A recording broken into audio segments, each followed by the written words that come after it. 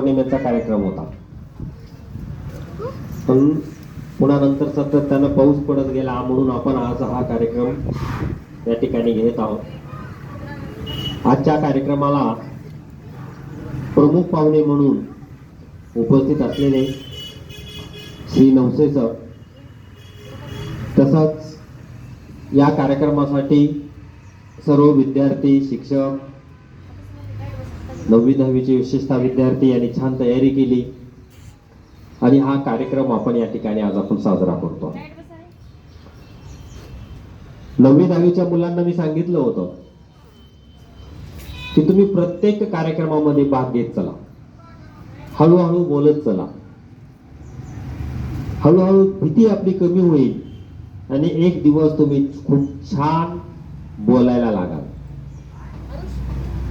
आणि एकदा जुनी म्हण आहे, बोलणाऱ्याची आंबाडी विकती आणि तू बोलणाऱ्याचे गहू पण विकत नाही, म्हणून बोलायला शिकलं पाहिजे। 1ली ते 4थी, 5वी 6वी 7वीच्या सुद्धा मुलांना त्या ठिकाणी 2 ओळी 4 ओळी त्या ठिकाणी लिहून द्यायचा आणि पाठ करून घ्यायचा।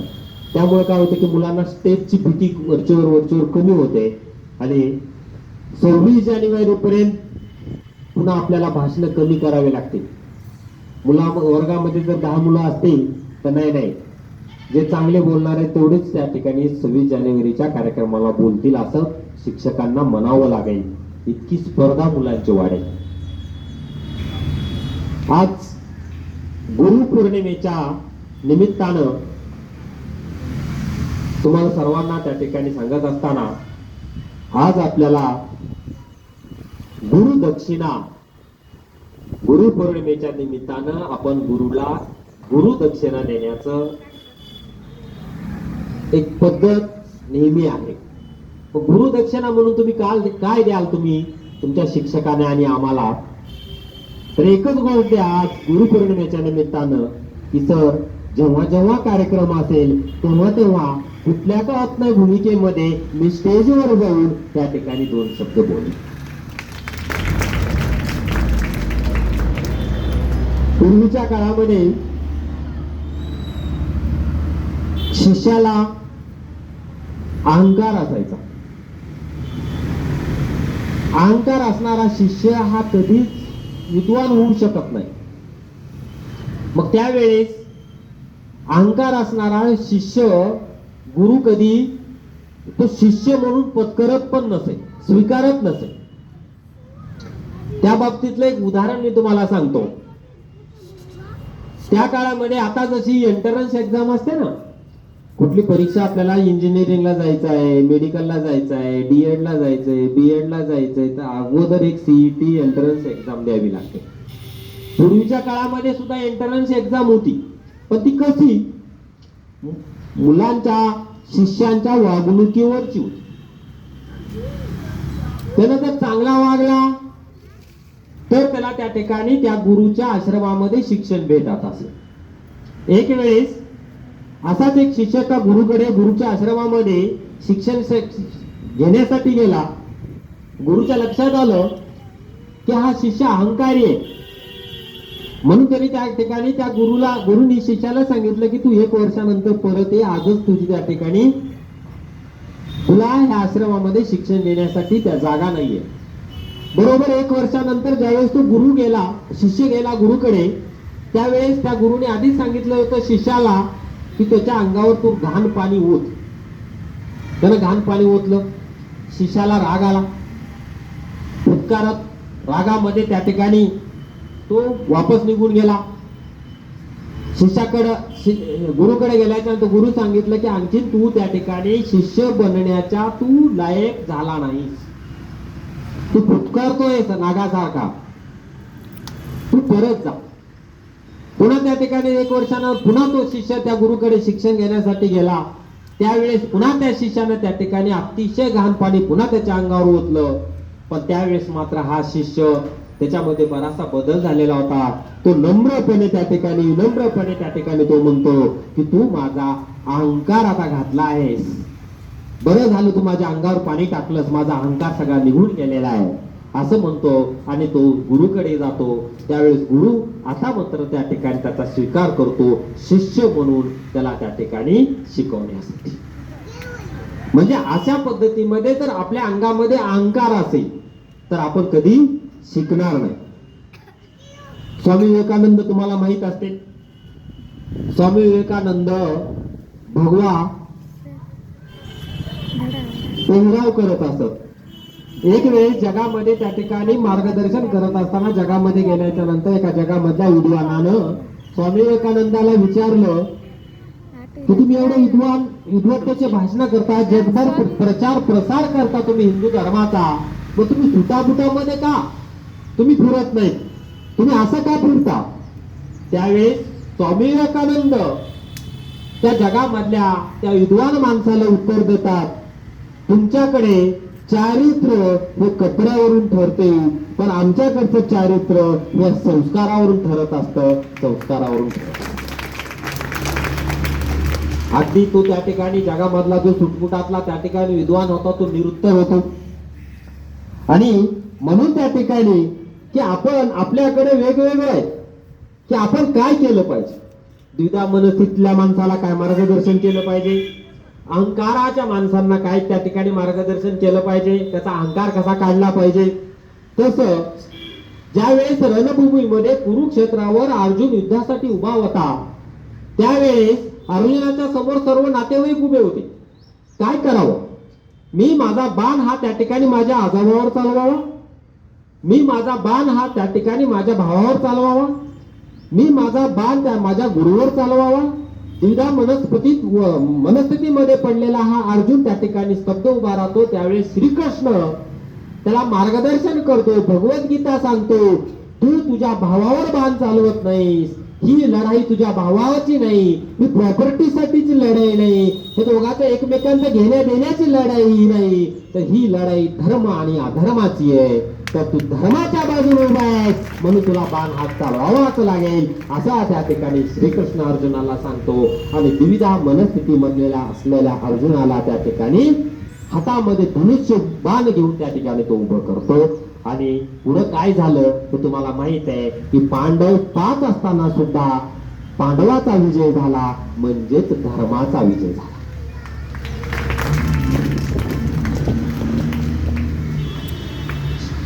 गुरु आपल्या समोर असावा असं नसतो. गुरु आपल्या समोर नसेल, फक्त त्याला गुरु मानलं तरीही आपण त्या ठिकाणी शिष्य किती चांगला घडू शकतो हे त्या ठिकाणी महात्मा गांधीचं अनुकरण करणारे मार्टिन लुथर किंग आणि नेल्सन मंडेला यांनी परदेशामध्ये त्या ठिकाणी दाखवून दिलेलं आहे. या इतिहासामध्ये चंद्रगुप्त आणि चाणक्य, चंद्रगुप्ताला सम्राट व्हायचं होतं, सम्राट व्हायचं होतं म्हणून त्या ठिकाणी त्यानं काय केलं की चाणक्याकडे त्याच्या गुरुकडे त्या विचारण्यासाठी गेला की मला तर सम्राट व्हायचंय पण मी कसा होऊ. चाणक्य त्याला काही बोलत नाही, त्याला त्या ठिकाणी ते म्हणतात तू ये जेवण कर, पुन्हा बोलू आपण. आणि त्याला जेवायचं ताट वाढतात. ताट वाढल्याच्या नंतर त्या ठिकाणी जेवायला बसतो. जेवायला बसल्याच्या नंतर तो चंद्रगुप्त काय करतो, डायरेक्ट भातावर हात घालतो आणि मधला भाताचा भाग घेता घेता गरम भात होतं, ताट वाढलेलं होतं, एकदम हाताला पोळतो. त्यावेळेस त्या ठिकाणी चाणक्य त्याचे गुरु सांगतात तू अगदी असंच करत आहेस, तू मधल्या राज्यावर आक्रमण करू नको, करगणचे राज्य आधी त्या ठिकाणी तू तुझ्या राज्यामध्ये सामील करून घे. जसं तू भात खाल्लास तसं त्या ठिकाणी मधलाच राज्य त्या ठिकाणी घेण्याचा प्रयत्न करू नको, तर कडकडचं राज्य घे, मग त्यावेळेस त्या ठिकाणी तू जिंकशील, असं त्या ठिकाणी त्याच्या गुरुनं त्याला सांगितलं. म्हणजे बोलत बोलत अगदी सहज त्यात त्यांनी मार्गदर्शन केलं आणि त्याला सल्ला दिला. त्यानंतर एकलव्य आणि गुरु द्रोणाचार्याचं तुम्हाला उदाहरण माहिती आहे. द्रोणाचार्याने एकलव्याला त्या ठिकाणी शिक्षण देण्यासाठी नकार दिला, तरी गुरु द्रोणाचार्याचा मातीचा पुतळा बनवून एकलव्यानं शिक्षण घेतलं आणि तो श्रेष्ठ धनुर्धर झाला. गुरु द्रोणाचार्याने शिकवलं नसताना सुद्धा गुरु द्रोणाचार्याने मला तू गुरु मानतोस तर तू मला उजव्या हाताचा अंगठा देतोस का असं सांगितल्याच्या नंतर अगदी उदार मनानं त्यानं त्या ठिकाणी स्वतःचा अंगठा गुरु द्रोणाचार्याला दिला. हेही उदाहरण आपण त्या ठिकाणी पुराणामधलं ऐकतो, आपल्याला माहिती आहे. म्हणून त्या ठिकाणी आपली साधना, आपलं श्रद्धा ही असली पाहिजे. कर्णानं परशुरामाच्या मार्गदर्शनाखाली शिक्षण घेतलं. त्यावेळेस त्या ठिकाणी त्यांनी खोटं बोलले होते. परशुराम त्या ठिकाणी त्यांचे गुरु मांडीवर झोपलेले असताना कर्णानं मांडी हलवलीच नाही. मांडीच्या खालून भुंगा आला आणि भुंगानं त्या ठिकाणी त्याची मांडी कुरतडली मांडीमध्ये रक्त ओघळत होतं आणि ओघळत रक्त त्या गुरुच्या अंगाखाली गेलं. गुरुला गार लागल्याच्या नंतर गुरु उठले आणि बघतात तर काय रक्त ओघळते. पाहतो तर काय त्या ठिकाणी मांडी कुरतडलेली आहे. त्यावेळेस त्या ठिकाणी परशुराम म्हणतात की तू ब्राह्मण पुत्र नाहीस, तू शिक्षण घेतलंयस तर तू ब्राह्मण पुत्र नाहीस. त्यावेळेस कर्ण सांगतो मी नाही, क्षत्रिय आहे. मग तू खोटं बोलून शिक्षण घेतलंस म्हणून गुरु त्याला शाप देतात की ऐन युद्धामध्ये महत्वाच्या वेळेस तुझ्या रथाचं चाक जमिनीमध्ये रुतून बसेल.